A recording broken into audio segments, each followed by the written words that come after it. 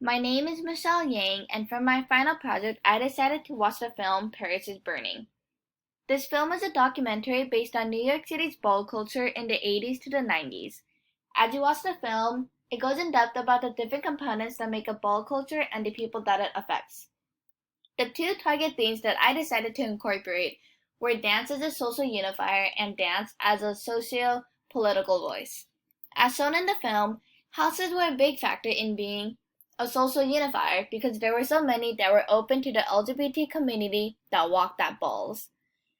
There are a multiplicity of houses, but a couple of the more recognized ones are La Beja, Ninja, Saint Laurent, and Extravaganza. Houses earned more recognition with the more trophies earned, and, for example, in terms of the House of Extravaganza, you would be chosen to join after winning a trophy.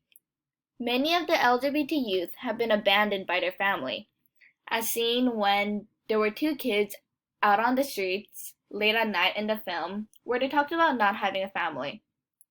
Houses became a place where one could feel as if they belonged to a family that accepted them for who they were.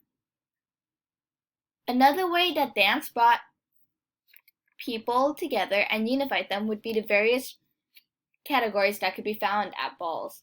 There was a category for everyone, starting from schoolboy realness to high-class fashion. Realness was also very important, and this was the ability to blend in within the category and not give away that you weren't in fact straight. Moving into the second topic of dance being a socio-political voice, back in the 80s, those who were part of the LGBT community were heavily discriminated against, whether that be on the streets or at a workplace. During this time, it wasn't unusual to be harassed for being gay, and, as mentioned in the film, being able to arrive home safely was a blessing in itself. I would also like to mention voguing and the huge influence it had on the people as well.